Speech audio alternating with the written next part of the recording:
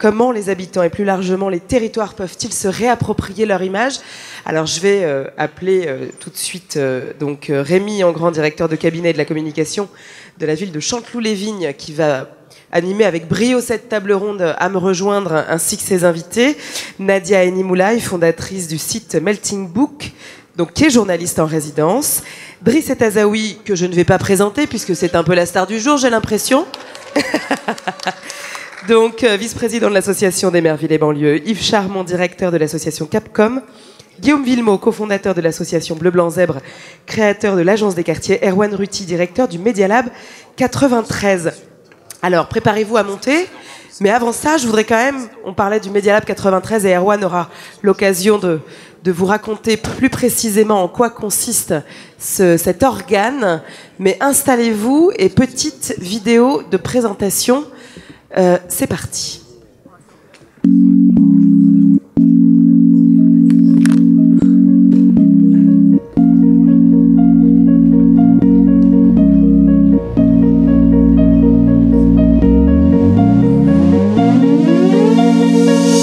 Ils sont entrepreneurs, auteurs, rédacteurs, réalisateurs, agitateurs. Ils sont créatifs, ils sont urbains, ils écrivent un nouveau récit de la société française. Le Media Lab 93, l'incubateur des médias et des créatifs urbains. Drainer l'énergie des territoires. Mutualiser les ressources urbaines. Passer des idées au projet.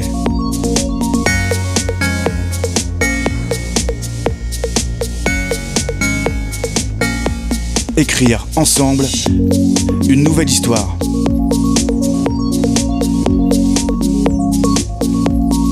Construire des ponts. Faire rayonner les visages, les messages.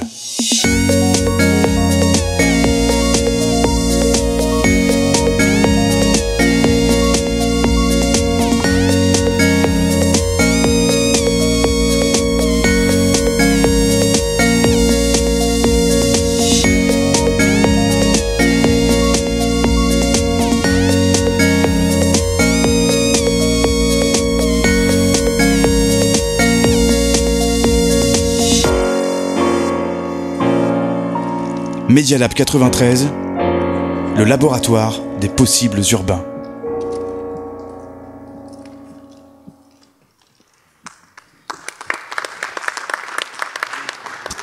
Alors Rémi, il est 15h36. Je te laisse jusqu'à 16h45 deadline. Ok, tu viens de me le rappeler. Ouais, hein, si oui, bien sûr, je serai là pour te le rappeler. Bien entendu. Très bien. Alors bonjour à tous, bonjour à toutes, merci à tout le monde d'être ici. Donc effectivement on rentre sur une troisième étape de notre journée débat qui va être consacrée à l'action, hein, après la réflexion, l'action. Je notais que Sébastien Rochard disait que ce qui marche c'est de faire, c'est d'agir. Et donc là j'ai ici une belle brochette de faiseux, hein, comme dirait Guillaume Villemot, d'acteurs, de gens qui agissent. Le Media Lab 93 est un excellent exemple de ce qu'il est possible de faire avec cette intelligence propre aussi aux habitants des territoires de banlieue ou de quartier. Bon, après, on va pas faire des débats sémantiques. Mais donc j'ai bien envie d'interpeller en premier mon cher Erwan. Puis ça nous changera un petit peu des applaudissements à Driss Et Azaoui. Donc après. Donc ce Media Lab existe depuis bientôt 2 ans. Hein, donc c'est un anniversaire. On sait que ça fait une vingtaine d'années que toi tu es acteur sur ce sujet de la banlieue, des médias de quartier, des médias de proximité, de l'image des quartiers. Je rappelle pour ceux qui ne te connaissent pas que tu as une belle carrière associative derrière toi. Qu'est-ce qui t'a amené aujourd'hui à te projeter dans un projet assez différent? On n'est plus dans l'action associative au sens propre. Est-ce que ça veut dire finalement qu'aujourd'hui, pour faire face aux nouveaux enjeux qui sont les nôtres, il faut aussi modifier le logiciel habituel, changer de braquet, décadrer, faire du hors-piste quelque part, et ne pas se cantonner à une action purement associative? Merci. Déjà, désolé pour ce petit moment d'autopromotion. C'est toujours un peu gênant, mais je pense que j'aurais bien aimé, en fait, moi, passer d'autres choses qu'on avait pu faire il y a 10 ans, parce qu'on a fait des rencontres médias banlieue il y a 10 ans. Nadia y a participé aussi. La première rencontre médias banlieue qu'on a organisée, c'était en 99, 98, je crois, à la Villette, suite à des reportages foireux dont on avait été plus ou moins victime à la Grande Borne déjà, avec Paris Match. Donc il y a un historique assez ancien, et effectivement, tu le dis, on était marginaux, puisqu'on montait beaucoup de médias implantés dans les quartiers, agences de presse, etc., réseau de médias implantés dans les quartiers, beaucoup d'initiatives. Et puis il y a un moment, on a tenté de créer des passerelles avec la presse traditionnelle entre cette presse issue des quartiers et la presse mainstream, comme on disait tout à l'heure. Et puis ces passerelles, on n'a jamais trouvé qu'elles étaient extrêmement convaincantes. Et du coup, on est parti d'une certaine manière, on s'est dit qu'il fallait passer de la marginalité ou de la périphérie au hors-piste, comme tu dis, finalement. C'est-à-dire qu'on, d'une certaine manière, on se dit, il y a certainement un ensemble de choses qui sont très intéressantes, qu'il faut continuer de mener. Et les expériences qui vont être évoquées tout à l'heure, y compris avec BFM par exemple, à mon avis, doivent être menées. BFM et d'autres aussi doivent être menées. On doit continuer à essayer de créer ces passerelles entre presse alternative et presse grand public traditionnelle. Mais ça ne suffit pas. Ça ne suffit pas. Et d'une certaine manière, on s'est rendu compte vers les années 2012-2013 que ça ne suffisait pas pour une simple et bonne raison, c'était que tout ce qu'on avait défendu, d'abord dans la presse écrite, puis après à travers Internet, la presse en ligne, y compris des choses qui étaient très novatrices comme le Bondi Blog, qui était le premier site d'information générale avant 89, avant Mediapart et tout ça, donc beaucoup de choses très innovantes qui sont nées dans les quartiers. Et ben, tout ça ne suffisait pas parce qu'aujourd'hui on allait tous être balayés. On était en train de tous se faire balayer par les réseaux sociaux. Et d'une certaine manière, toutes les conversations qu'on a depuis tout à l'heure, cette conversation, elle est vachement intéressante, elle est indispensable, parce que c'est vrai que, y compris la télé, a encore un poids extrêmement important, y compris sur cet en commun qu'on évoquait. Mais il y a un moment, on va tous se faire balayer, et tout le monde est en train de se faire balayer parce que les nouvelles générations. Tu parles de qui quand les nouvelles générations, les médias traditionnels. Les médias traditionnels, y compris en ligne. Y compris en ligne. Tout l'écosystème. Oui, tout le monde. On est tous en train de se faire balayer parce que les nouvelles générations, d'une certaine manière, entre guillemets, consomment plus du tout la presse de la même manière et ne s'informent plus que très modérément à travers cette presse dont on parle depuis ce matin. Et donc il y a un pépin. Il y a un pépin quand on sait que des sites et des personnalités sulfureuses font des millions et des dizaines de millions de vues et deviennent des leaders d'opinion de fait d'une partie de la population française, d'une partie assez large de la population française.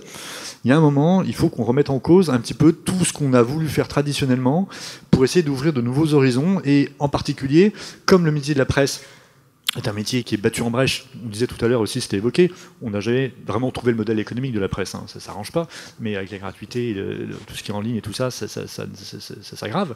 Mais on n'a jamais vraiment trouvé le modèle économique, et d'une certaine manière, cette fragilité-là n'aide pas la presse à s'ouvrir à des choses un peu originales, un peu nouvelles, et des publics nouveaux. Et d'une certaine manière, la presse traditionnelle a tendance à se réduire, à ne travailler que sur son public cible, cœur de cible, le plus sécurisant pour elle, qui lui permet d'avoir un retour sur investissement assez direct. Alors concrètement, qu'est-ce que vous faites au Media Lab 93 aujourd'hui ? Justement, on s'est dit, il faut casser les frontières entre presse traditionnelle, culture, communication et autres métiers numériques, etc. Et du coup, en créant ce Media Lab 93, à la fois on fait venir des médias qui étaient des médias de nos réseaux traditionnels de quartier sur notre site.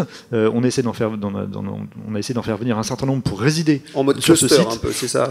Ouais, voilà, en mode pépinière d'entreprises et d'associations de presse, en mettant autour de ça des espaces de coworking pour des précaires qui sont dans ces métiers, pas uniquement de la presse, mais aussi de la communication, du numérique, de la culture, parce que les frontières sont très poreuses maintenant entre ces différents métiers.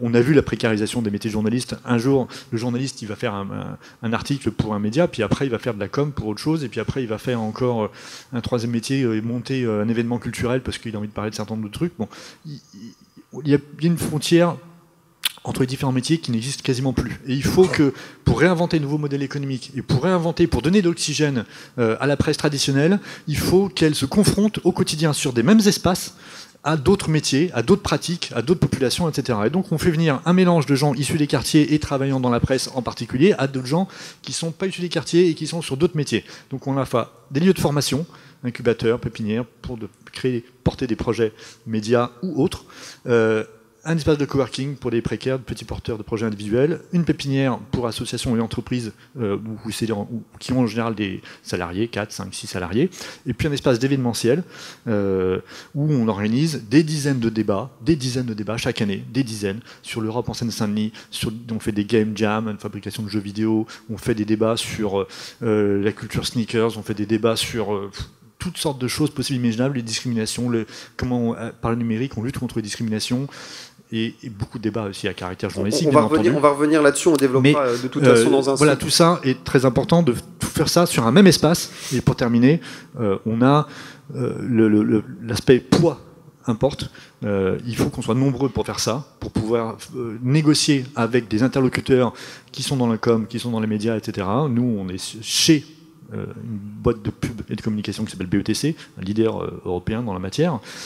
Bon, c'est difficile, très difficile, on est très loin du compte de négocier avec ce genre de poids lourd, mais c'est en faisant poids, et donc c'est en faisant venir 25 coworkers,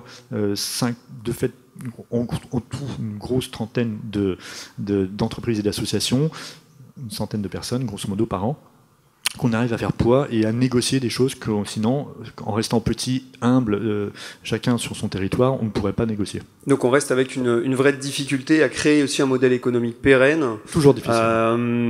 Après, voilà, on comprend bien aussi l'objectif et le concept même du Media Lab, qui est d'offrir finalement un lieu, un accompagnement, des moyens pour donner des ailes quelque part au projet de médias de proximité. Alors j'ai envie de rebondir avec Guillaume Villemot qui est juste ici, qui est quand même une belle histoire associative lui aussi. Guillaume, qu'est-ce que ça t'inspire toi des initiatives comme le Media Lab? Et après on va parler finalement de ton projet, de ce qui t'a amené toi aussi à créer un projet qui est différent, mais qui est aussi complémentaire de ce que fait Erwan aujourd'hui. Qu'est-ce que ça t'inspire, toi, le Media Lab 93 aujourd'hui? Ça fait partie de ces initiatives qu'on croise sur le territoire qui ont besoin d'être sanctuarisées parce qu'elles jouent un vrai rôle à tous les niveaux. C'est-à-dire qu'elles jouent un rôle à la fois de culture, d'éducation, mais en même temps, j'allais dire d'incubateurs au sens où elles font lever et elles font apparaître un certain nombre de choses. Il y a ce que fait Erwan, il y a le Media Lab 148 à Roubaix, il y en a plein. Est-ce que c'est essaimable, finalement, ce type de concept, de structure et d'accompagnement? Je dis essaimable à dessein, parce que c'est un mot que tu m'as appris. Avant, je le connaissais J'en suis, mais alors absolument convaincu. Je pense qu'après, il y a des spécificités locales sur lesquelles il faut s'adapter, il faut tenir compte, etc. Mais c'est ce qui a fait qu'on a fait à un moment donné aussi Bleu, Blanc, Zèbre avec Jardin. Avec Alexandre, on était convaincus qu'il fallait qu'on arrête de réinventer en permanence l'eau tiède. Et quand il y a une bonne pratique qui existe quelque part, il faut avoir cette capacité à effectivement à la dupliquer et à l'essaimer. Et ça, il faut les mettre en lumière. C'est-à-dire qu'il faut aussi, mais après tout le monde n'est pas capable d'avoir envie de ça, c'est qu'il faut aussi que les actions aient envie de donner leur modèle pour qu'on puisse les partager et les dupliquer. Mais moi je crois qu'une des choses qui nous fait perdre, au-delà du sujet d'aujourd'hui, mais de façon générale, énormément d'énergie, énormément de force, c'est notre difficulté à justement à ne pas partager et à rester chacun cloisonné dans nos univers. Et je pense que ce qui fait aussi la force d'exemples comme le Media Lab, tu disais tout à l'heure, vous êtes installé chez BETC. Alors BETC, c'est ce qu'est BETC, c'est une agence de pub. Est-ce que vous connaissez BETC? Donc, BETC, c'est une grosse agence de pub française qui a un gros réseau européen, qui fait partie d'un gros groupe mondial. Enfin bon, c'est très bien ce qu'ils font, mais c'est important. Mais ils pourraient aller 10 fois plus loin, mais c'est pas le propos. Ils ont déjà le mérite d'avoir commencé, et ça, je trouve que c'est important. C'est de mélanger aussi les genres. C'est aussi d'être capable de dire, on va mettre à côté d'une agence des gens qu'ils n'auraient jamais rencontrés. Et ça, c'est important, c'est que c'est ce qu'on parlait tout à l'heure de stéréotypes, on parlait tout à l'heure de casser les a priori. Je pense que déjà, c'est ça, c'est que si on crée des espaces, des lieux où on va travailler ensemble, découvrir apprendre à faire confiance à l'autre, on s'apercevra qu'on pourra faire bouger un certain nombre de lignes. Donc oui, moi je suis d'abord convaincu que ces modèles-là sont duplicables. 2, il faut les aider à être dupliqués. Et 3, ils portent véritablement une part de la solution liée à la problématique de l'image des quartiers. Exactement. Et à la problématique même de cette table ronde qui est de savoir comment aujourd'hui les habitants, les territoires, les acteurs en général peuvent se réapproprier eux-mêmes leur image sans forcément... Parce qu'on a eu des réflexions très intéressantes sur le rapport média-banlieue, mais aujourd'hui c'est vrai que le point de vue et le prisme de regarder le sujet que par la lorgnette du rapport aux médias, et strictement aux médias, finalement nous enlève aussi toute une partie du champ des possibles. Et j'ai envie là de passer la parole à ton voisin aussi, qui est Yves Charmont, directeur du réseau Capcom, donc réseau des communicants publics. On n'a pas l'habitude, Yves, de recevoir sur des tables rondes dédiées à l'image des quartiers des spécialistes du marketing territorial et de la communication publique. La communication, c'est souvent vu comme quelque chose d'un peu... j'allais dire un peu sale, quoi. Et c'est vrai qu'on regarde très souvent ça avec l'œil du journaliste, assez peu avec l'œil du communicant. Alors aujourd'hui, comment, avec le réseau aussi des communicants publics, on peut aider les territoires, les habitants, à se réapproprier aussi leur image? Merci Rémi. Alors c'est vrai qu'on n'est pas souvent associé. C'est un peu dommage parce que la communication... Mais on fait du orchestre, on l'a dit, là on y est. La communication publique, c'est un service public qui est présent à tous les étages des politiques publiques, localement bien sûr, dans les territoires, autour des rénovations des quartiers, donc on est là. Et la communication, tu l'as dit, c'est d'abord et avant tout l'accompagnement de la relation. La relation citoyen, c'est un sujet d'actualité, là, on ne peut pas dire en ce moment. Et donc, il y a toujours cette image de communication égale « oh, ça c'est du marketing, finalement ». Et je te remercie de ne pas avoir anglais mon intervention sous l'angle du marketing territorial. Moi, j'avais vu le programme, j'avais vu marketing territorial, je dis off, encore une fois, on va parler de communication à travers ça. Alors, j'avais préparé des sujets, tu vois, je voulais te parler de certains quartiers, de certains exemples, mais je vais répondre directement à ta question. Le Capcom, en fait, c'est le réseau national de la communication publique. C'est en gros 25 000 personnes qu'on retrouve comme ça dans les collectivités, sur les territoires et aussi dans des organismes publics qui produisent du service public, y compris nationalement. Et notre travail à nous, c'est de nous intéresser à la façon dont on se parle les uns les autres. Alors certes, il y a une notion derrière de changement de comportement, par exemple. On a tous en tête des grandes actions de com public qui cherchent à faire qu'on change les comportements avec un discours très... Un exemple. Sur la sécurité routière, par exemple, ou les questions d'hygiène et de sécurité, ou sur les questions de vivre ensemble, tout ça. Voilà. Donc c'est un discours souvent comme ça, très large, pas clivant, évidemment. Mais la communication publique, elle intervient en fait dans tous les moments où on doit se parler. Et moi, ce que j'aurais envie de dire plutôt aujourd'hui, c'est que d'abord, ça fait très longtemps que dans notre réseau, il y a des DIRCOM qui viennent de villes de banlieue. Voilà. Moi, je l'ai été pendant des années. Je suis à Capcom, mais j'ai d'abord été avant tout communicant dans des villes de banlieue pendant 26 ans. Donc, ou industriel. C'est difficile aussi, une ville industrielle, je vous jure. Et donc, on se retrouve rarement à court de sujets et on en parle ensemble. Donc ça, on l'a intégré. Mais on l'a toujours intégré comme un travail normal. Je dirais même plus que c'est un vrai challenge, c'est un vrai défi. C'est là que se révèle tout l'intérêt de notre métier, de travailler sur des territoires qui ont besoin de communication. Et alors comment? Voilà. Comment? Non, mais simplement, moi, en tant qu'observateur sur presque une trentaine d'années, je me souviens de Villers-Banlieue à la Courneuve, on avait des sujets avec Julie Cédel, etc. On a toujours été là derrière. Moi, je voudrais surtout dire une chose importante, c'est que aujourd'hui, sur ces territoires-là, qui sont en fait la France, il faut arrêter de caractériser la banlieue, les quartiers, c'est la France. C'est même une France très active, une France jeune, une France qui produit la culture de la France de demain. Donc, en fait, il faut reprendre ça en toute normalité. Les villes de banlieue espèrent et aspirent à devenir des villes comme les autres. Voilà. Et aujourd'hui, on a le sentiment, quand on échange avec les collègues de Trappes, de Bondy, de l'Essonne aussi, etc., quand on échange, on s'aperçoit d'une chose, c'est que le courant ne passe plus. Et c'est plutôt ça, moi, qui m'intéresserait, et ce que j'aurais envie de dire. On est des observateurs aussi. Et le courant ne passe plus, il y a une vraie fracture, de plus en plus visible et angoissante. Quand on s'occupe de la relation et quand on voit que les gens ne se parlent plus, alors là, il y a de quoi vraiment être inquiet. Voilà. Et je vais rebondir. Tu m'as coupé l'herbe sur le pied, hein, Erwan, parce que moi, j'aimerais redire, c'est vain de vouloir parler des rapports entre les médias, les journalistes et la banlieue. Je pense que c'est vain.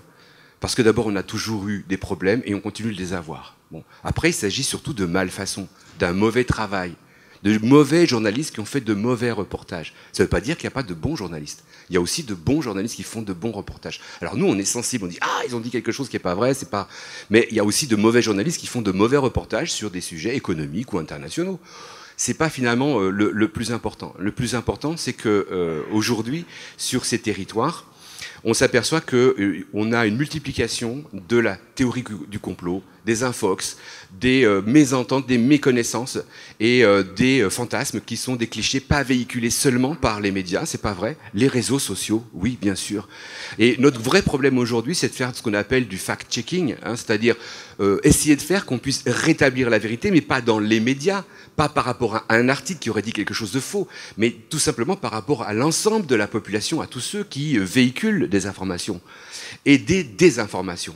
Donc on a besoin des médias, mais pour faire du fact-checking, on a besoin aujourd'hui de travailler sur la question de comment se propagent les informations. Les médias, certes, mais aussi dans les réseaux sociaux. Et puis je terminerai là-dessus, Rémi. On va se réunir autour d'un constat, et c'est là que j'arrive à l'outil. On s'aperçoit que ce besoin de faire du fact-checking, ça fait que le service de presse à la mairie, on en a parlé ce matin parce que la journaliste du Monde disait que le service de presse, ou je sais pas, la direction de la com de la ville devant, le service de presse aujourd'hui n'a plus la même place. Et ce qui va se passer dans les années à venir, c'est que vraisemblablement, au lieu de s'occuper des relations de presse, on va s'occuper de l'information, regrouper la manière dont on produit l'information, dont on donne des infos, dont on va propulser les données, le big data par exemple, mais aussi de ce qui concerne notre actualité quotidienne. Comment est-ce qu'on va le relayer, le propulser sur la toile? Comment est-ce que ça va communiquer de manière virale? Et comment est-ce qu'on va justement faire du fact-checking? C'est-à-dire que le service de presse va être réintégré tout doucement dans les collectivités et aussi dans les départements, les régions, plutôt au niveau d'une sorte d'un grand service informatique. Notre problème et le virus n'est pas au niveau de la relation entre les médias et la banlieue, mais entre la réalité et le fantasme. Alors, Nadia Inimolaï, puisqu'on a une excellente journaliste ici à cette table, hein, tu vois, je suis pas flag corner avec Driss et Tazaoui, moi, hein, mais avec vous tous les autres. Mais on y viendra, Driss. Donc, Nadia, toi qui es une excellente journaliste, qui a décidé aussi à un moment de ton plein gré de créer ton propre média, avec ton parcours aussi de fille de la banlieue, hein, voilà, qui à un moment aussi s'interroge sur le média en général, sur le rapport du média avec la banlieue.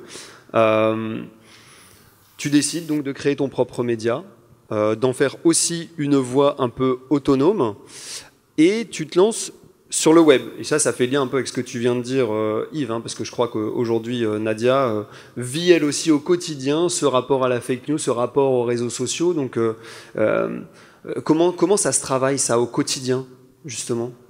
C'est-à-dire, tu parles des fake news ou tu parles du fait de gérer un média? Ce que je veux dire, les déjà, deux, en fait. d'être entrepreneur de médias, mais en plus entrepreneur de médias sur le web, ce qui implique effectivement derrière de travailler peut-être de manière un petit peu différente. C'est vrai que par rapport à ça, déjà merci beaucoup pour l'invitation. On peut applaudir Driss peut-être? Non, je plaisante. En fait, c'est intéressant, c'est que moi j'associe le fait d'être journaliste et d'avoir fondé un média, j'associe beaucoup ça avec le fait de prendre ses responsabilités. Prendre ses responsabilités par rapport à des médias qui personnellement m'ont beaucoup frustrée, mais aussi par rapport à une jeunesse qui arrive, qui est complètement dans une forme de jungle virtuelle. Donc voilà, ça je voudrais dire que c'est très important. Deuxième chose, et c'est ce que je dis quand j'arrive en atelier média, parce que j'en fais beaucoup, et puis on est en charge d'une résidence média, change plus les lignes, c'est que, et quand j'entends les jeunes me dire oui, les médias, enfin râler sur les médias, les jeunes qui regardent d'ailleurs tous BFM TV, hein. la petite histoire, qui est quand même assez intéressante comme information. BFM TV qui est dans la salle, justement. Non, mais c'est intéressant, ça dit des choses, on pourra en reparler si vous voulez. Je leur dis déjà, soyez contents d'être dans un pays où on a des médias libres. Alors après, on pourra discuter sur ça. On sait très bien qu'on traverse une crise des médias. Sur ça, il n'y a pas de souci. Mais dans l'absolu, on est dans un pays où on a un droit à l'information. On sent l'envie de réagir là déjà. On pourra en reparler si vous voulez. Non, mais je dis pas que tout est parfait, mais je dis quand même qu'on va pas en prison parce qu'on écrit un article critique sur telle ou telle personne. Voilà. Et donc voilà. Donc le truc, c'est que en tant que journaliste et en tant que fondatrice d'un média, je suis très consciente que la question du traitement de l'information, elle est très périlleuse parce que, de mon point de vue, moi, j'ai grandi dans un quartier, je suis l'archétype de la fille de banlieue, parents d'origine étrangère, enfin algérienne, famille modeste, etc. Et c'est vrai que j'ai une certaine vision du quartier dans lequel j'ai grandi, qui a évolué aussi, qui n'est pas forcément binaire. Il y a des choses très bien qui s'y passent, il y a des choses moins bien. Mais la facilité, venant de moi, ça aurait été de raconter les choses de manière très consensuelle, en fait, et de ne pas être dans une critique. Or, pour moi, en tant que journaliste, c'est extrêmement important d'arriver à proposer un regard qui soit un regard tout en ayant en compte, prenant en compte le fait que j'ai moi-même des représentations. C'est comme ça, on est tous comme ça. Tout à l'heure, Carole, journaliste au Parisien, l'expliquait très bien. L'objectivité, ça n'existe pas vraiment, on pourra en reparler. De pouvoir dépasser moi-même mes propres représentations pour pouvoir raconter le réel et pouvoir avancer sur un certain nombre de questions. Alors, concernant l'intitulé de la table ronde, je me permets juste de répondre à ça, c'est que je pense qu'il y a une vraie envie des habitants des quartiers de vouloir se raconter. Ceci dit, tout le monde n'est pas journaliste. Et donc être journaliste, c'est aussi mettre en place une déontologie, une façon de travailler, etc. Donc moi, je suis régulièrement contactée en fait par des personnes, et là, il y a 2-3 jours, par une personne d'un quartier à Tours où j'avais fait un débat et où j'étais allée raconter l'histoire de Melting. Et la personne, en fait, veut créer un média local. Donc c'est très bien parce qu'il y a une vraie envie. Ceci dit, effectivement, il y a une façon de faire, il y a des règles à respecter, et puis il y a une ligne éditoriale à définir. Voilà. Tout ça pour dire voilà, que quand on veut être dans une démarche journalistique, on ne peut pas en fait s'improviser journaliste, et on ne peut pas se dire parce que je viens d'un quartier, je suis la meilleure personne pour parler en fait de mon quartier, de ma réalité. Alors, je pense que c'est important de le dire. Juste un petit point.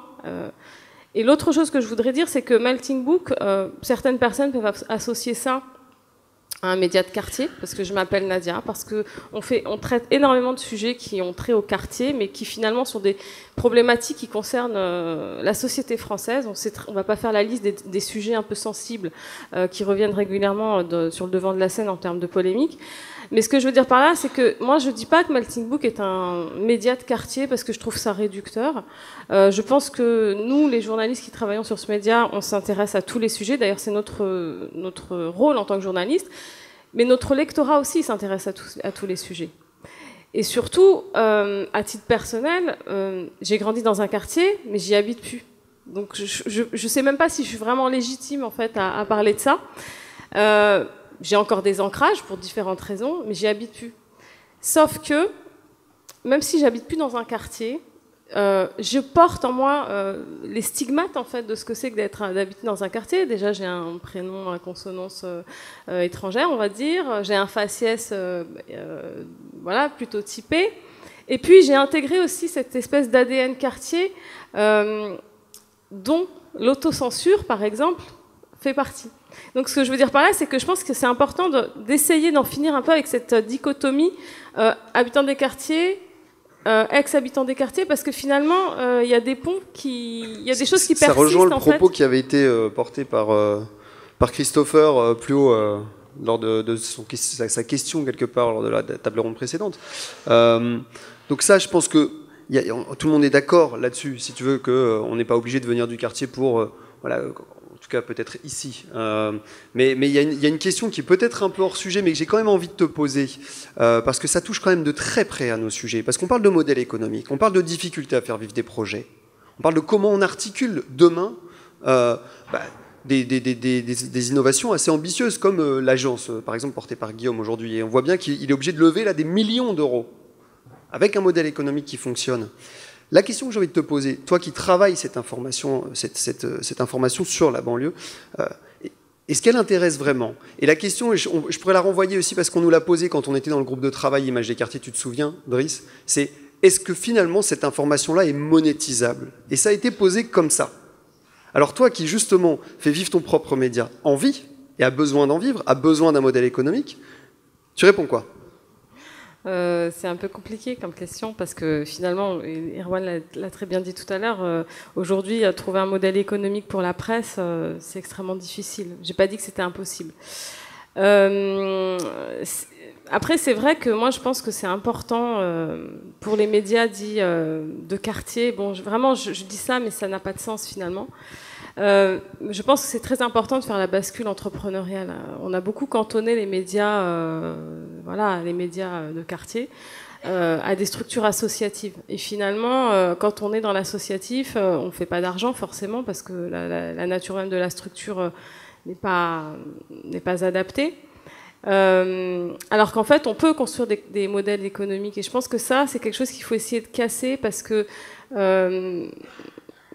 sinon, je pense qu'on stagne, en fait. Et puis, dans les yeux de l'autre aussi, c'est-à-dire le pouvoir pouvoir dominant, j'allais dire, ça fait un peu trop... Non, mais les gens qui sont en face et qui ne sont pas des quartiers, les gens qui représentent la puissance publique et autres... il y a une forme de... On ne nous prend pas au sérieux, finalement, parce qu'on se dit qu'on n'est pas professionnel. On est une petite association de quartier, on fait un média. Or, moi, je veux dire, Melting, on a été reconnu média au bout de 9 mois, on a un numéro de commission paritaire, et on a délivré notre première carte de presse cette année. Et sur Melting, tu as combien de... Enfin, ton lectorat, grosso modo, tu l'évalues à... Je ne vais pas te donner de chiffres maintenant, enfin, ça n'a pas de sens, mais on a une base assez importante et les contenus tournent plutôt bien. C'est vrai qu'on aimerait changer d'échelle, effectivement, et là, il y a le gap à faire en termes de moyens financiers. Mais moi, je vois qu'on a un impact parce qu'on est extrêmement sollicité. On est souvent contacté justement par des gens qui trouvent dans Melting... ce qu'ils ne trouvent pas ailleurs. Ce qu'ils ne trouvent pas ailleurs, on est unique, quoi, en fait. Bien sûr. Je plaisante. Alors, mais... je suis désolé, je vais devoir te couper, parce que le temps tourne, je vois, et je vais me faire rattraper par Driss, parce qu'il faudra bien quand même que je lui donne la parole à un moment. Mais je ne vais pas lui donner la parole tout de suite. Je vais quand même rendre le micro à Guillaume, parce que mine de rien, cette question de modèle économique, de modèle entrepreneurial aussi, et à un moment de comment on change de modèle pour porter une autre information, et surtout pour la pérenniser. Je pense que tu as des choses aussi à nous raconter là-dessus, Guillaume. Notamment au sujet de l'agence, et ça y est, je crois que tu peux... non, alors je ne sais pas si j'ai des choses à... Enfin, si je veux bien vous raconter, mais je ne sais pas si c'est passionnant. Le constat que je fais, que je partage avec Nadia, pour avoir été rencontré un certain nombre de grands médias, enfin ce qu'on appelle des grands médias, et des médias tout court d'ailleurs, c'est qu'ils ont quand même tendance à regarder les médias associatifs avec une certaine forme de bienveillance, pas de mépris, non, de condescendance, et surtout pas de prise en sérieux. Fondamentalement, c'est ça. Alors que, j'en ai encore découvert un tout à l'heure, il y a un monsieur qui distribuait un journal extraordinaire que je ne connaissais pas, mais je prends l'exemple que Nora connaît bien, qui est Fumigène. Quand on voit aujourd'hui la qualité d'un certain nombre de médias associatifs de proximité qui ne sont pas assez vus, non, c'est vrai, d'ailleurs. Mais il y a une vraie richesse, mais elle n'est pas vue, elle n'est pas vécue, elle n'est pas intégrée, elle n'est pas prise en compte par les grands médias. Ce qu'il faut que je te dise, c'est ce qu'on a décidé de faire, c'est ça en réalité. C'est comment on fait ou pas. Non, la question que je pose finalement, c'est pourquoi tu le montes comme ça aussi ton projet d'agence. Parce que si on veut je sais que tu as aussi la volonté de le construire. Pourquoi on monte cette agence comme ça? Parce que si je veux qu'on soit pérenne et si je veux qu'on soit capable de travailler sur la profondeur et avec une forme d'indépendance réelle, il faut que ce soit un modèle économique marchand. Et que moi, la certitude que j'ai, et alors on verra dans 2 ans si je me plante ou pas, mais aujourd'hui, la certitude que j'ai, c'est qu'on peut lancer une agence spécialisée dans les quartiers avec 15 agences régionales implantées dans le territoire, plus 5 en Outre-mer, embauchant d'un côté 4 journalistes par agence, plus 15 jeunes en alternance, plus un siège, etc. Donc ce qui fait à peu près une masse salariale de 400 personnes pour aller vite. On est capable aujourd'hui de vendre un fil d'info et de vivre sur la base de ce fil d'info. En faisant une chose qui est une entorse. C'est qu'on ne le vend pas qu'aux médias. Et que quand on regarde le business model, on se rend compte qu'au bout de 3 ans, le gros du chiffre d'affaires, on le fait en le vendant aux entreprises. Comme autrefois, il y a eu l'AEF qui avait été fait par Soubi, qui fonctionnait comme ça. C'est-à-dire de faire un fil d'info, et qui fonctionne toujours, qui faisait un fil d'info qui était plutôt spécialisé, et qui est spécialisé dans l'urbain et l'éducation, etc. Et moi, je crois fondamentalement que si on veut être capable de faire bouger cette image des quartiers, faire améliorer tout ce qu'on a évoqué tout à l'heure, ce que Philippe Rio appelait les invisibles, etc., c'est qu'il faut qu'on amène aussi les jeunes des quartiers à être capables d'être des producteurs des métiers de l'information. Je ne parle pas de métier de journaliste, je parle de métier de l'information. Et c'est la deuxième ambition de l'agence, c'est ça, c'est d'un côté de faire un fil d'info et de commercialiser ce fil d'info, et de l'autre côté d'être en capacité de former chaque année 250 jeunes au métier de l'information. Et ce modèle économique repose sur une levée de fonds de 7 millions d'euros. Parce que je crois fondamentalement que c'est comme ça qu'on y arrivera et que c'est comme ça que ça peut faire bouger. On ne sera pas les seuls. Et si je n'ai pas demain le soutien de médias associatifs locaux, on en parlait tout à l'heure pendant le plateau, pendant le déjeuner avec les médias d'Évreux, si on ne le fait pas avec eux, si on ne le fait pas avec des gens comme Nadia, si on ne le fait pas avec des gens comme Erwan, si on ne le fait pas avec d'autres, on n'y arrivera pas. Donc moi, ce que je pense, c'est qu'on peut arriver aujourd'hui vraiment en associant toutes ces bonnes volontés, en les pérennisant parce qu'on leur apportera du revenu, mais parce que moi, derrière, je serai aussi en capacité de vendre ce fil d'info. Eh bien, si on ne fait pas ça, on ne bougera pas beaucoup. Si on fait ça, on peut commencer à avoir des choses réellement bouger. Ok. Effectivement, dynamique partenariale indispensable pour le développement des projets à venir. Alors, il y a le projet d'agence. Il y en a un autre, évidemment, dont tout le monde parle en ce moment, en tout cas, sur ce sujet de l'image des quartiers, qui est porté par Driss et Tazaoui. Ça y est, vous pouvez l'applaudir. Donc, qui est porté par Driss et Tazaoui. Non, il est porté par l'association des maires villes et banlieues de France. J'y venais. Oui, mais simplement on ne va pas personnaliser le sujet. Il est porté par un ensemble d'élus, volontaires, enthousiastes et passionnés que sont les élus de banlieue. Et sans eux, ce projet est aujourd'hui porté et par l'association et par BFM TV, dont je ne vois pas le représentant. Est-ce qu'il peut lever la main? Je ne sais pas où est-ce qu'il a disparu. Il est où? Il est sorti, il va revenir. Voilà, sans eux, cette volonté conjuguée, sans cette préoccupation commune, tout ça ne pourrait pas être possible. Il faudrait juste 2 informations avant de parler de l'annuaire, parce que l'image des quartiers, c'est aussi lutter contre les fake news. On m'a demandé si j'avais payé des gens ce soir, aujourd'hui. Je vous rassure, j'ai payé personne. Deuxième question, on m'a demandé si j'étais en campagne électorale.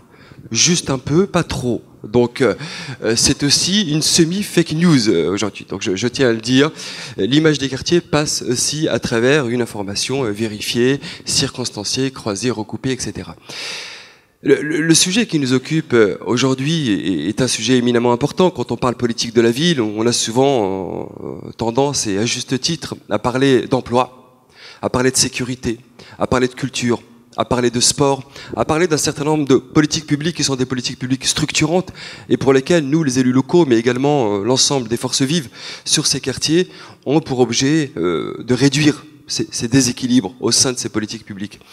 Et on parle très peu finalement de la question de l'image des quartiers. Et pourquoi est-ce que ça nous semble être important, l'image des quartiers? J'ai entendu tout à l'heure Madame le maire de Vaux-en-Velin, que je salue, Hélène Geoffroy, dire que c'était un enjeu de cohésion nationale. D'autres, un enjeu de cohésion sociale. J'irai plus loin, c'est un enjeu de réconciliation nationale. Pourquoi est-ce que c'est un enjeu de réconciliation nationale? Parce qu'on réconcilie les territoires urbains et les territoires ruraux. On réconcilie les champs et la ville. On réconcilie l'ensemble de nos concitoyens sur la manière dont on leur dit, ou l'information qu'on leur apporte concernant ces territoires-là est une information toujours plus complexe, plus riche, plus diverse, plus complexe que celle qu'on nous donne à voir. Aujourd'hui, vous l'avez vu tout à l'heure dans le micro-trottoir, quand vous posez la question à nos concitoyens, vous les interrogez, vous leur dites, pour vous, le vocable banlieue ou le vocable quartier, qu'est-ce qu'il évoque? Immédiatement, de leur bouche, sortiront les mots MAUX qui frappent, qui impactent les 1500 quartiers prioritaires de France. Alors, on l'a dit aussi tout à l'heure, sur ces 1500 quartiers et les 6 millions d'habitants qui y sont domiciliés, la presse, le rôle des médias est éminemment important. On a souvent tendance à médiatiser l'hyper-échec, 2 à 3% de ces 6 millions. On a aussi souvent tendance à médiatiser l'hyper-réussite, 2 à 3%. Et au milieu, il y a 95% de la population, 95% de concitoyens, de ces 6 millions d'habitants, qui ne demandent absolument rien, sinon qu'on leur foute la paix. Le droit à la banalité, le droit à la normalité. Et nos concitoyens, c'est ce qu'ils demandent. Ils ne demandent pas à ce qu'on bafoue leur dignité, et à ce qu'on essentialise, et à ce qu'on généralise. Et c'est tout ça qu'on a évoqué aujourd'hui sur la première table ronde et sur la deuxième table ronde, et qui fait qu'on arrive à cette troisième table ronde qui consiste à dire « Ok, mais très bien, mais une fois qu'on a dit ça, à la première et à la deuxième, eh ben, on propose quoi? Parce qu'on peut se revoir encore. J'ai toujours plaisir à vous revoir. Voilà. Et puis c'est pas une figure de style pour m'attirer les faveurs de l'auditoire. Moi, j'ai plaisir parce que c'est un sujet passionnant. Et parce que si on est tous là aujourd'hui, on pense que c'est un sujet prioritaire. Et c'est un sujet de réconciliation. Alors, dans les propositions, et quand on a porté le groupe de travail au sein du ministère sur les 6 mois durant, Jacques Mézard à l'époque et Julien Normandie, dont on verra la petite vidéo tout à l'heure, puisqu'il ne pouvait pas être avec nous aujourd'hui physiquement, mais il a fait le choix bienveillant, aimable, que nous envoyer une petite vidéo à l'ensemble de l'auditoire. C'est ces 14 propositions que vous retrouverez sur le site du CGET, le Commissariat Général à l'Égalité des Territoires, et qui sont issues donc, de 6 mois de réflexion, avec Rémi, avec Guillaume et bien d'autres aussi présents aujourd'hui. 14 propositions, pour un certain nombre d'entre elles très opérationnelles. On a parlé de l'agence, et puis il y a la question de l'annuaire. On se dit, mais l'annuaire, c'est quoi? Aujourd'hui, ce qu'on dit à la presse, ce qu'on dit aux médias, c'est quand vous remontez l'information, votre information, telle que nous la vivons, telle que nos concitoyens la vivent, par écran interposé ou à la lecture de la presse, eh ben, elle ne correspond pas à la réalité que nous vivons. Elle ne correspond pas au quotidien au sein duquel nous évoluons les uns et les autres. Cette réalité, elle est tronquée, elle est fantasmée, elle est passionnée, elle est stéréotypée. Souvent, il ne s'agit pas de dire que le quartier, c'est formidable. Il ne serait pas classé quartier prioritaire. Mais il ne s'agit pas de dire non plus que tout va mal, loin de là. Je vous parlais des 95% de la population qui vivent bien leur quartier, et c'est de cela dont il faut parler. Et c'est de leur quotidien qu'il faut parler. Et donc la question de l'annuaire va permettre finalement aux médias, je ne vais pas m'attarder là-dessus parce que je pense que c'est plutôt le rôle de BFM, du groupe BFM tout à l'heure de s'exprimer et d'expliquer pourquoi son partenariat avec l'association des maires et villes et banlieues sur ce sujet. Mais l'idée de l'annuaire, c'est de donner la possibilité aux médias de diversifier leurs sources et d'aller chercher des gens qui sont ancrés dans les territoires et qui vont être en capacité de remonter une information dissonante, une information fiable qui colle à la réalité, qui colle au territoire, qui colle au quotidien.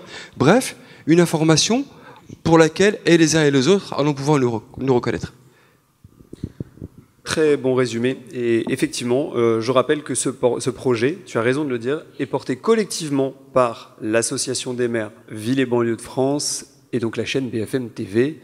On en saura un petit peu plus tout à l'heure. On va donner la parole à la salle. Peut-être qu'il y a des questions et concernant donc les différentes actions qui ont été présentées. Voilà, oui, il y en a.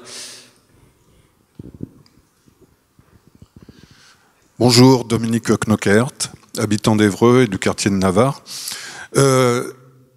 Après vous avoir écouté, j'ai envie de vous reposer la question qui est celle de la table ronde. Comment les habitants et plus largement les territoires peuvent-ils se réapproprier leur image, point d'interrogation? Alors, à qui voulez-vous poser la question? À l'ensemble. À qui veut répondre à la question? Des intervenants. Erwan, vas-y. Excuse-moi, mais il avait... J'ai certainement pas la seule réponse, mais je vais repréciser par rapport au modèle de l'agence et de ce qu'on veut faire. Quand on dit qu'on implante des agences typiques dans les quartiers pour qu'ils racontent ce qu'il s'y passe, c'est bien déjà cette première volonté-là, c'est d'aller chercher les habitants et d'aller chercher l'information.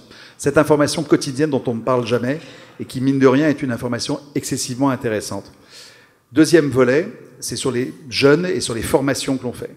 Chaque année, on va former 250 jeunes issus de ces quartiers pour les former au métier de l'information, pour que ce soit eux qui soient, dès les premiers mois de leur formation en alternance, en capacité d'aller produire et raconter des récits.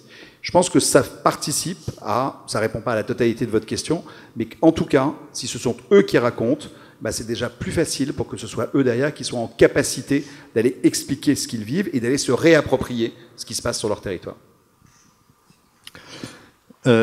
un autre élément qui est que effectivement que les gens s'approprient la parole eux-mêmes, qu'ils soient formés pour ce faire, parce qu'effectivement on ne naît pas journaliste, hein, Nadia en parlait bien.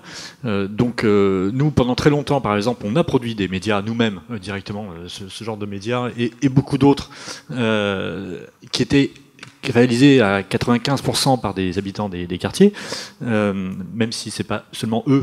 Moi, je suis tout à fait d'accord avec ce qui a été dit dans les tables rondes précédentes. C'est pas que les habitants des quartiers qui doivent raconter ce qui s'y passe, et les habitants des quartiers doivent raconter autre chose que la vie des quartiers, évidemment. Donc, il y a se former, prendre la parole soi-même, et puis être accompagné pour monter des projets. Quiconque veut veut devenir journaliste, c'est une bonne chose. Quiconque veut essayer de monter un média, c'est encore beaucoup plus compliqué. Il faut être accompagné pour ça. Donc, des lieux comme le nôtre et d'autres aussi qui vont émerger, j'espère, pourront faire cet accompagnement à une prise de parole. Mais ce qui est pour nous, dernier point, très important, c'est de ne pas se concentrer exclusivement sur l'information. Je pense que la formation est très importante et il faut que, on en parlait tout à l'heure avec Jérôme Bouvier, que grosso modo on arrive à faire émerger une vision anodine de ce que c'est que la réalité des quartiers. Il faut, moi, n'importe qui regarde Des racines et des ailes à la télé, c'est des émissions de vieux peut-être, mais c'est ce genre d'émissions qui parle d'une certaine partie du territoire français, des artisans, du patrimoine, des zones rurales, etc., avec un regard tellement sympathique et bienveillant. Il faudrait qu'on ait ce même genre d'émission sur les quartiers, qui ne représente qu'une seule petite partie de la réalité, mais de la réalité de ces territoires-là dont on parle. Mais ça serait bien d'avoir ça un peu de temps à autre. À une époque, on disait il faudrait qu'on ait un Jean-Pierre Pernaut des quartiers, d'une certaine manière, qui essaye d'enjoliver toujours cette réalité des quartiers, etc., qu'on n'ait pas que du trash. Donc il ne faut pas n'avoir que du trash ou que du positif, il faut avoir du normal aussi. Et dernièrement, ne pas se cantonner uniquement aux médias. Aujourd'hui, les réseaux sociaux, les influenceurs, YouTube, etc., c'est aussi une bonne partie de l'information qui circule. Les films, le cinéma, les cultures urbaines en général, qui sont issus des quartiers populaires en général, la culture populaire française aujourd'hui, elle vient très largement des banlieues prioritaire. Et c'est un langage commun. C'est un langage commun qui, maintenant, parle à tout le monde. Et ça, il faut que ces éléments-là, ça parle aussi bien aux lycéens d'Aubusson qu'aux lycéens du 6e arrondissement de Paris. Donc, ce langage commun, il faut qu'il émerge et il faut qu'on aide à le faire émerger. Donc, pas uniquement dans le domaine du journalisme, mais aussi dans le domaine du cinéma, de la presse, de la culture en général, etc. Et ça se fait de plus en plus. Et donc, à ce titre-là, on peut être optimiste, à mon avis. Merci de votre question, monsieur. Juste, j'en profite. Excusez-moi, Rémi. Non, parce que Yves, je voulais prendre plusieurs questions. Oui, mais je vais répondre sur la question des habitants, parce que c'est justement 2 important. minutes, et après on va prendre plusieurs questions. On va faire comme Macron, et après on répondra à l'ensemble des questions. Parce que on part du principe que les habitants doivent s'exprimer parce qu'ils vont donner une bonne image. Mais est-ce que les habitants ont une bonne image de leur quartier? Donc moi, je vais m'appuyer sur une expérience que nous, on a mis en avant cette année au Forum Capcom. Ça se passe à Vaux-en-Velin, justement. Je salue Madame le maire. C'est le quartier de la Grapinière. En 2016-2017, une étude a été faite et 56% des habitants, 1500 habitants à peu près, un peu plus peut-être, 56% des habitants n'avaient pas vraiment une bonne image de leur propre quartier. Et le gros travail qui a été fait à ce moment-là, ça a été de lancer toute une action de communication avec, je crois, le Grand Lyon Habitat et puis bien sûr les collectivités locales. Ça s'appelle Plus belle la grappe. Et ils ont travaillé, ils ont travaillé de façon intelligente avec les habitants. Il y a 7% du budget de rénovation de ce quartier qui a été consacré à ça. On a mis un peu d'argent aussi. C'est important de mettre de l'argent.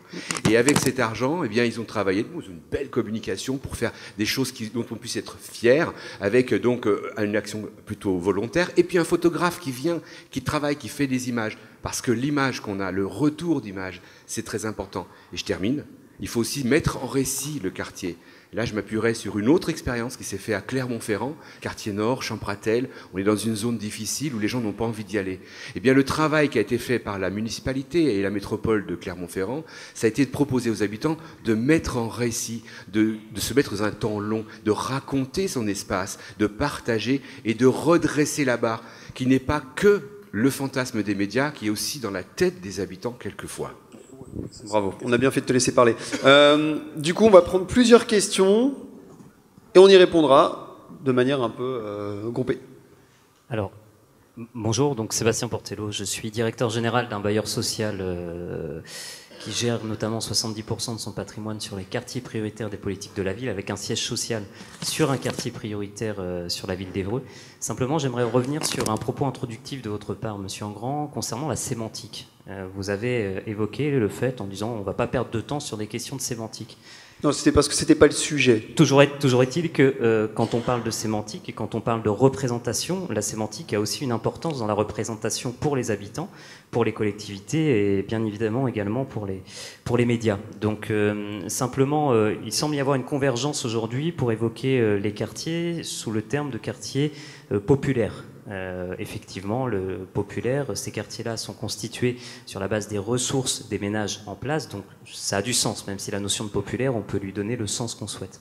Simplement, je souhaite attirer l'attention sur les appellations institutionnelles de ces quartiers. On a parlé de ZUS, zone urbaine sensible, on parle maintenant de quartiers prioritaires des politiques de la ville, on parle de ZEP, zone d'éducation prioritaire, puis de REP, réseau d'éducation prioritaire. On retient quoi de ces termes-là? On retient priorité, sensible, zone. Est-ce qu'aujourd'hui, quand on parle de réapproprier l'image des quartiers pour les habitants, est-ce qu'aujourd'hui les habitants s'approprient justement ces termes de sensible, de prioritaire, de zone? J'en suis pas convaincu. Donc il y a vraiment un travail à mener sur cette sémantique. Depuis le début de la journée, on évoque plutôt ces quartiers sous le sens de la richesse, du dynamisme, de l'action, du mouvement, de l'énergie. Ce sont des termes que j'ai pu noter. Et je peux témoigner, moi, dans mon métier de bailleur social, les territoires sur lesquels nous engageons le plus d'actions, en tout cas d'actions innovantes, en termes d'innovation sociale, mais également d'innovation technique, ce sont ces territoires. Donc moi, je pense que cette sémantique a une importance. C'est demain, plutôt que de parler de zone urbaine sensible, aujourd'hui on n'en parle plus, fort heureusement, je préférerais qu'on parle de territoire incubateur ou de territoire émergent ou de territoire d'énergie, des choses qui soient plus positives pour que les territoires comme les habitants puissent aussi s'approprier leur espace de vie. Merci pour votre question. Il y aura une réponse. Hein, bon. Oui. Oui, je vais intervenir en croisant dans le titre « Images et habitants ». Alors en fait, moi, ce qui m'intéresse plus dans les habitants, c'est que ce soit des citoyens actifs.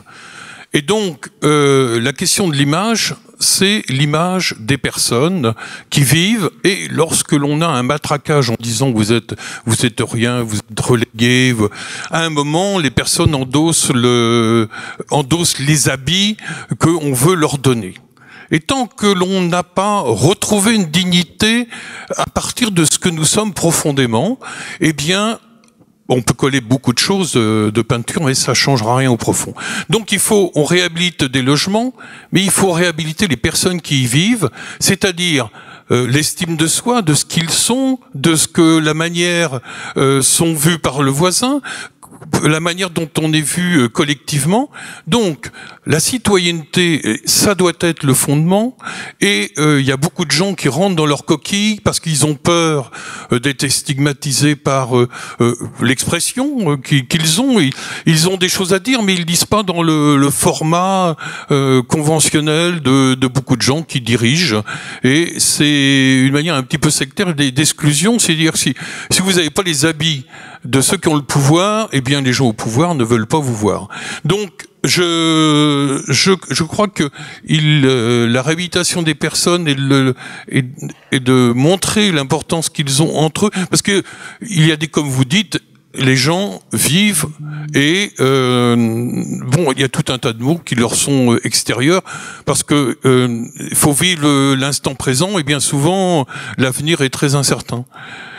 Et donc ça c'est un premier éclairage. Et autrement, au niveau des acteurs comme les HLM, je vais c'est aussi l'occasion de revendication politique parce que dans les débats où je vais, il n'y a pas de question dans votre propos. Non, c'est une intervention. Je veux dire, d'être réducteur en disant vous une question et les sachants sont sur l'estrade, non. Non, pas du tout. Non, mais mais je veux vous dire, non, je suis en train de vous dire que le langage n'est pas neutre. Donc, je vous dis, je n'aime pas ce langage, posez des questions et on va répondre.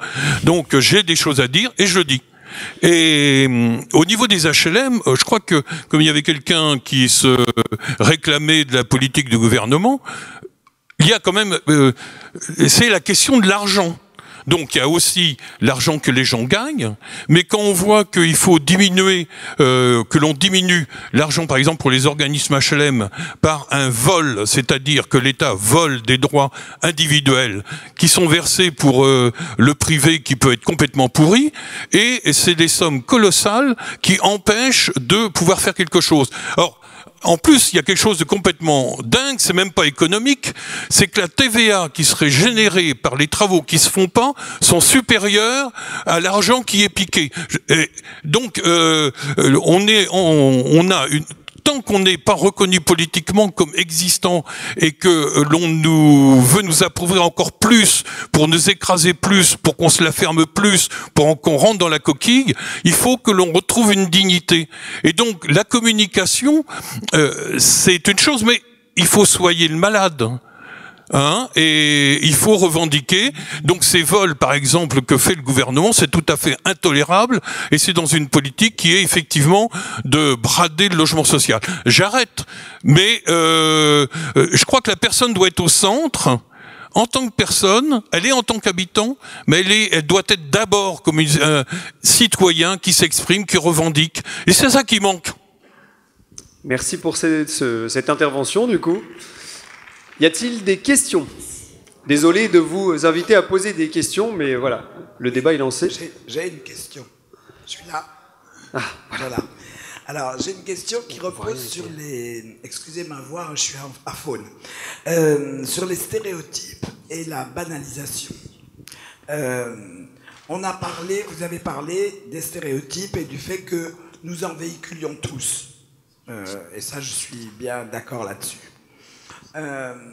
Pour autant, pour avoir participé au groupe de travail interministériel dont vous parliez, on avait parlé aussi de la banalisation de ces quartiers.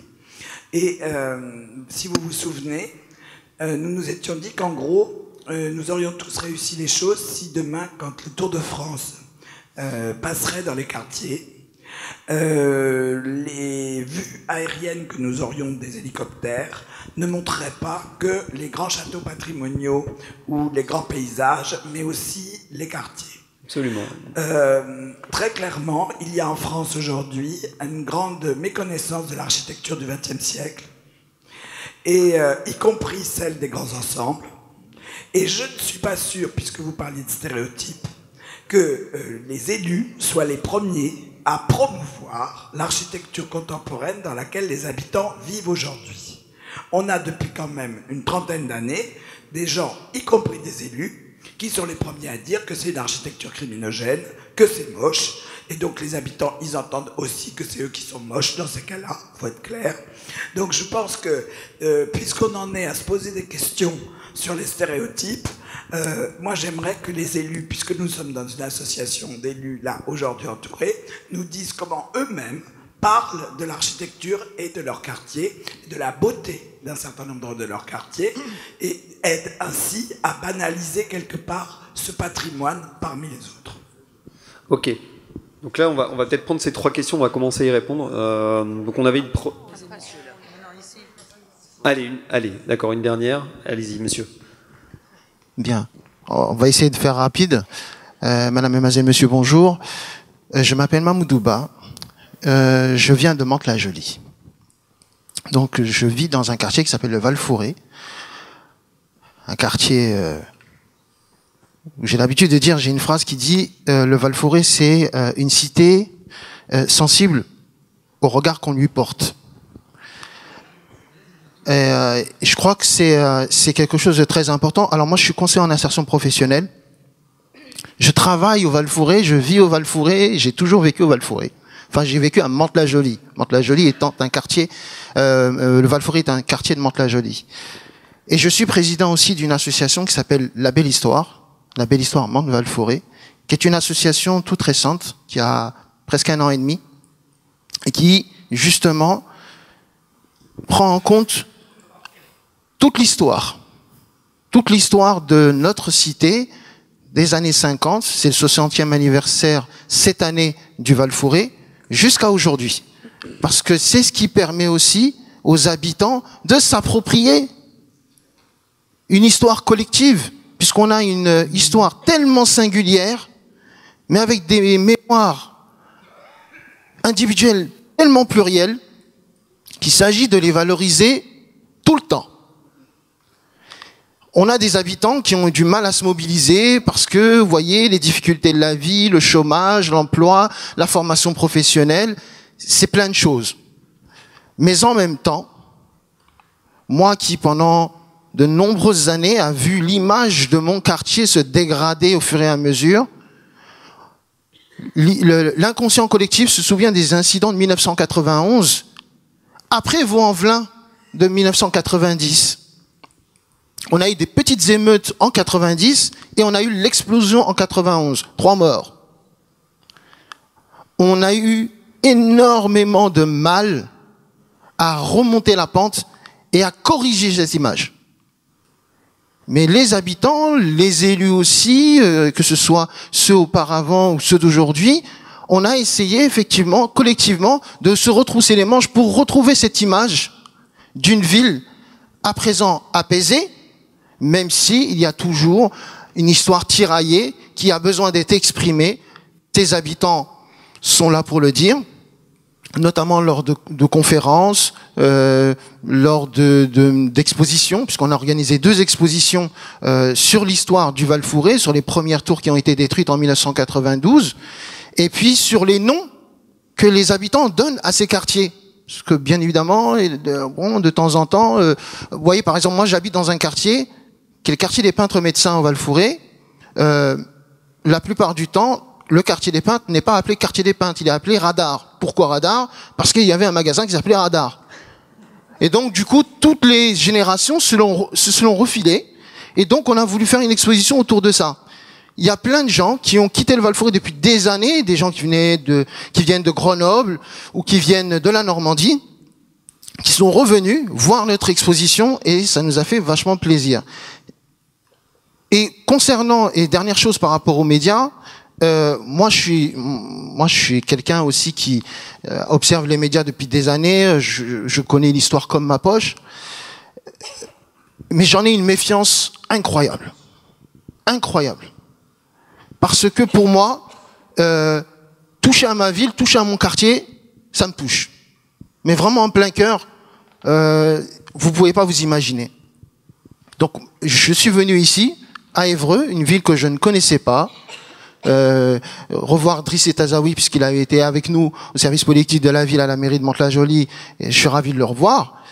Je conclurai ainsi, moi je dirais que moi je suis fier d'habiter un quartier populaire comme le Val-Fouré, où il pourrait y avoir beaucoup plus de mixité. La sémantique, c'est important aussi, parce qu'on parle de diversité, mais moi je ne reconnais pas ce mot-là de diversité. Je veux dire, la diversité pour moi, c'est le monde. Ça paraît pas plus con que ça, mais la diversité, c'est le monde. Qu'on soit français, américain, mexicain, on fait partie d'un monde. Et c'est pas parce que je suis noir, d'origine de tel pays, que je suis forcément divers. Et que le français est français. Je suis français, et je suis divers aussi. Voilà. Donc, pour conclure, moi je pense effectivement que ces initiatives sont très bonnes, que bien évidemment, ayant une vision des médias qui est à peu près celle de l'ensemble de la population, hein, on a une certaine petite défiance parce que on voit que l'information est très rapide. Juste un dernier exemple, quand vous voyez par exemple une chaîne de télévision pour laquelle vous allez signer une convention qui dit il y a 2 mots qui reviennent très souvent à l'antenne, c'est priorité au direct, et il y a une émission qui s'appelle priorité au décryptage. Donc cela veut dire que votre chaîne d'information, comme la plupart de ces médias d'information en continu, délivre une information cryptée. Pourquoi il faut attendre de donner une information immédiate pour après la décrypter une nouvelle fois? Ah, écoutez, moi je connais une chaîne officielle qui s'appelle Canal+, elle est cryptée, ils nous l'ont déjà dit. J'achète un décodeur, c'est décrypté. Mais BFM TV est une chaîne en clair. BFM TV est une chaîne en clair. CNews est une chaîne en clair. LCI est une chaîne en clair. Ils sont bataillés pour ça. Ils y sont arrivés. Et pourtant, il faut décrypter. Voilà. Donc, merci de m'avoir écouté. Et puis, je pense que ces initiatives-là sont très très importantes et qu'il faut justement faire en sorte que collectivement, ça commence aujourd'hui, ça a commencé avant, ça continuera demain, qu'on ait effectivement une information qui soit au plus près de la population et que surtout, quand un journaliste il prend une information, il prend un témoignage, c'est précieux. Donc il faut en prendre soin de telle manière à ce que, effectivement, le journal qui est représenté ou la personne qui est représentée puisse être fière aussi de ce qu'elle a dit pour pouvoir le transmettre à l'ensemble de qui veut l'entendre. Voilà, je vous remercie. Merci monsieur. Très belle intervention. On va prendre une toute dernière question. Il faut qu'elle soit courte. Désolé de mettre la pression parce que derrière il va falloir y répondre quand même. Hein, donc, et on a plus de temps, on est déjà en retard. Ça fonctionne ? Ouais. Ça ira très vite, Rémi. Donc, bonjour, Baran, travailleur social sur la magnifique commune de Chanteloup-les-Vignes, mais on n'est pas là pour se faire de la publicité. Je vais essayer d'aller très vite. Donc on a parlé de médias. Quand on parle de médias, on parle de lecteurs, de public forcément. Ma question est simple. Est-ce qu'il y a un public pour ça, pour nous ? Et si oui, est-ce que vous l'avez identifié ? Parce que est-ce qu'on ne risque pas non plus de, si c'est fait, un média fait par la banlieue et regardé par la banlieue, renforcer un peu cet entre-soi dans lequel on est déjà bien. Voilà. Merci pour la question. Donc pour y répondre, alors on avait une première question sur la sémantique, savoir si la sémantique que vous décriviez, monsieur, est reconnue par les habitants. Ou en tout cas, c'était le sentiment ici des participants. Donc je sais que Nadia avait envie de dire un mot là-dessus. Je pense que Driss aura aussi quelque chose à dire là-dessus, non ? Très rapidement, pour dire à Sébastien Portello, je vois Nora Amadi se rapprocher, ça veut dire que le temps qui nous est imparti, à mon avis, on va être très bref. C'est une question qui a été soulevée lors des auditions au ministère pendant la mission, pendant le travail du groupe Images des quartiers. Ce qui a été demandé au moment de l'audition de l'AFP, c'était de retravailler le manuel de l'agencier. Puisqu'ils ont des manuels avec effectivement un certain nombre de vocables, etc., qu'ils utilisent.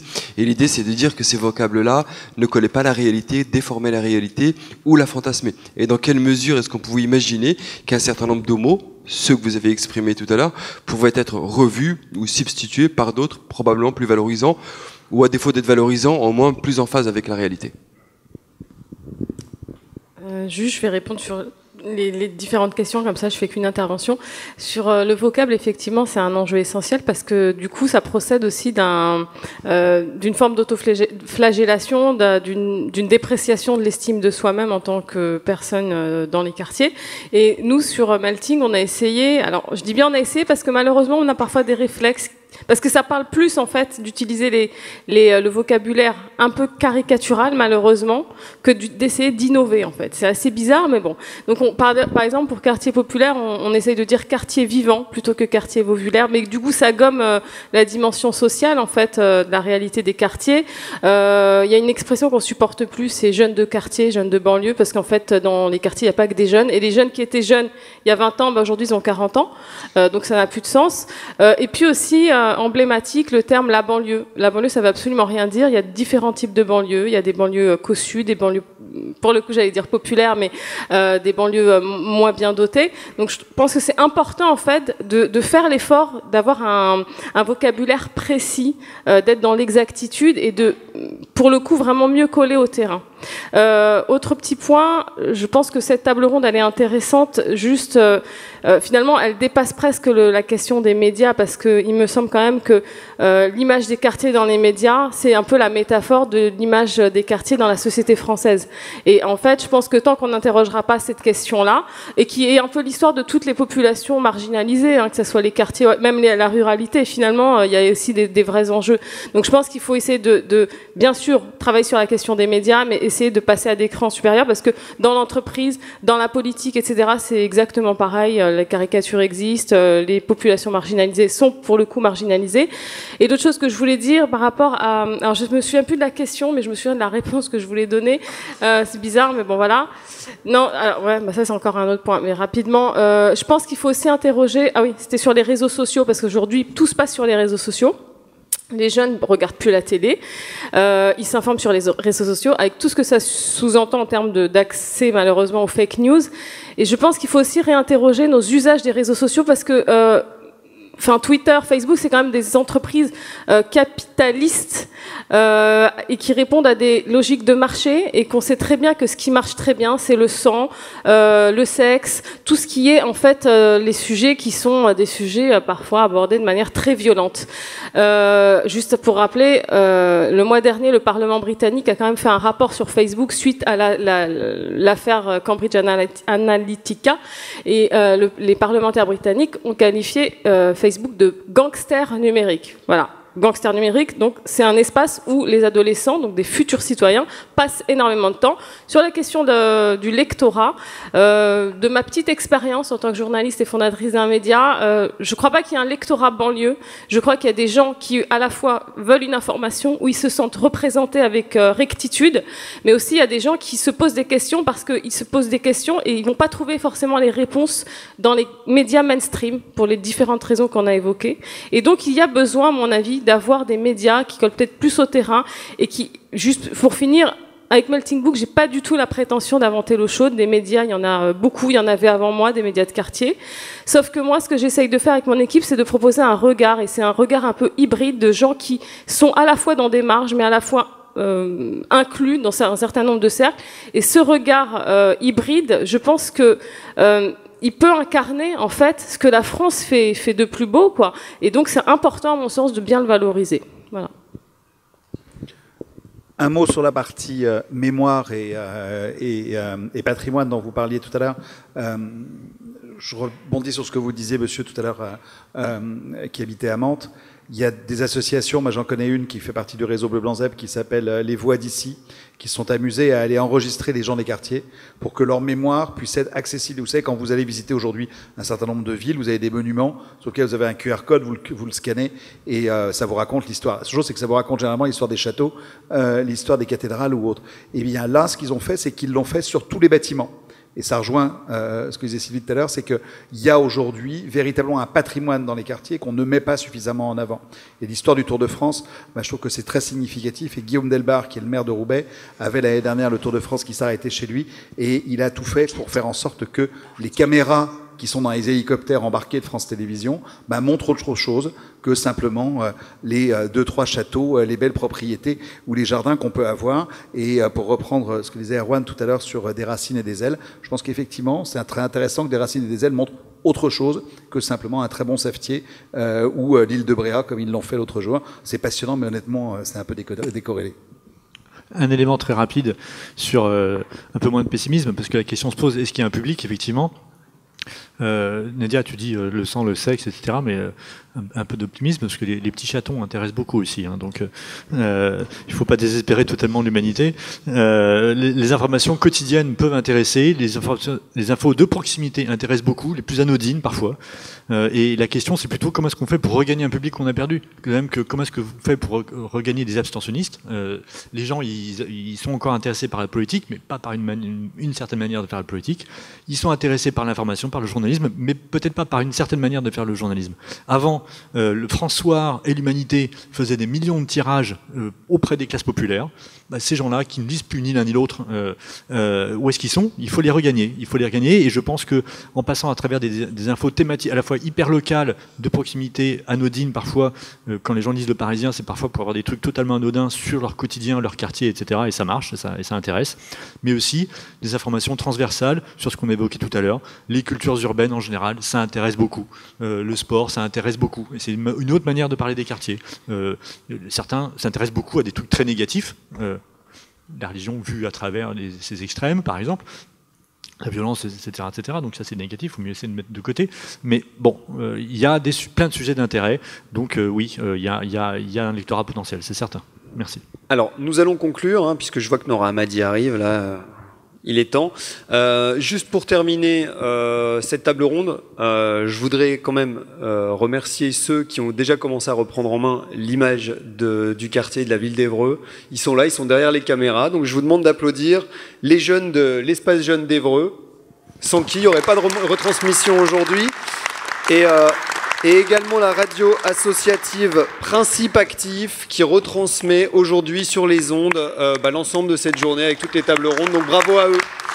Et Je vais en profiter, alors je ne sais pas du coup si c'est les mêmes, mais je voudrais quand même que les services civiques du service donc jeunesse d'Évreux, c'est Inès, c'est Nabila, c'est Charlie et c'est Amy. Alors on les applaudit bien fort. Merci pour tout ce que vous avez fait toute la journée. Bravo encore.